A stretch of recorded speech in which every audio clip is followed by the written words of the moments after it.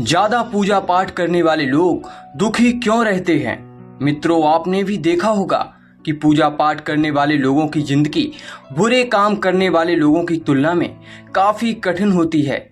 यह आपने निश्चित रूप से सोचा होगा। इसीलिए चलिए आपको इसका रहस्य बताते हैं।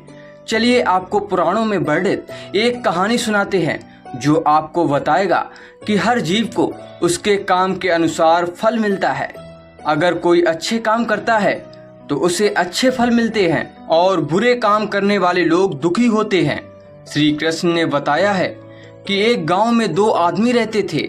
एक बहुत धार्मिक था और हर दिन मंदिर जाकर भगवान की पूजा करता था, लेकिन दूसरा आदमी जो नास्तिक था हर दिन मंदिर जाता था और अपने पतीले से धन चुराकर जूते, चप्पल और दाल खरीदता था। एक दिन गांव में भारी बारिश हो रही थी। एक मंदिर में एकमात्र पुजारी था।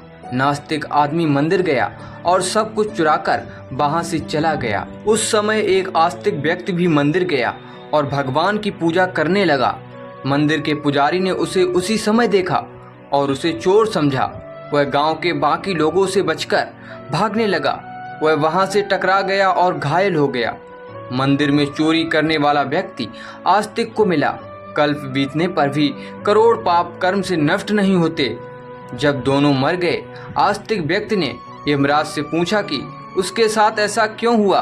यमराज ने कहा कि अगर तुम पर झूठा आरोप लगाया गया तो तुम मर जाओगे, लेकिन तुमने अच्छे काम किए तो बच जाओगे। यमराज ने कहा कि उसके भाग्य में एक राजा बनना लिखा था, लेकिन वह अपने पापों के कारण सिर्फ एक छोटा सा चोर बन गया। मित्रों, शास्त्रों में कहा गया है अगर कोई पाप करता है तो आज वह खुश हो सकता है, लेकिन कभी कभी उसे अपने पाप का फल भुगतना पड़ेगा। यह भी एक कहानी है कि एक बहुत पापी व्यक्ति रास्ते से जा रहा था और उसे बहुत सारा सोना मिल गया। उसी रास्ते से एक अच्छा आदमी जा रहा था। उसे एक कांटा लग गया और वह जमीन पर गिर गया। उस स्थान पर कुछ लोगों ने सोचा कि यह बहुत गलत हुआ और दोनों आदमियों की कुंडली ले जाकर एक पंडित को दिखाई। पंडित ने कहा कि पापी व्यक्ति का भाग्य राजा बनना था, लेकिन उसके पाप के कारण अब उसे सिर्फ इतना सोना मिला है। उस भले पर धर्मात्मा व्यक्ति के जीवन का आज आखिरी दिन था, लेकिन उसके अच्छे कर्मों की वजह से वह बच गया। क्या बुरे कर्मों से बच सकते हैं? शास्त्रों में कहा गया है कि हर व्यक्ति को अपने अच्छे और बुरे कर्मों का परिणाम भुगतना होगा। नेक कर्मों से अच्छे फल मिलते हैं और बुरे कर्मों से बुरे फल मिलते हैं। हमें अच्छे और बुरे दोनों कर्मों का परिणाम भुगतना होगा।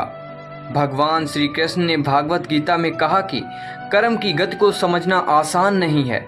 इसका अर्थ यह है कि यह समझना बहुत मुश्किल है कि किस जन्म में हमने क्या किया है और उसका क्या फल मिलेगा।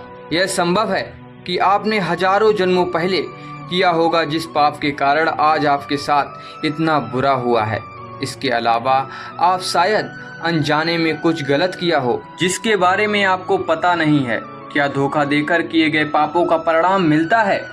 कर्म का सिद्धांत सटीक नहीं है, चाहे आप जानबूझकर करें या अनजाने में।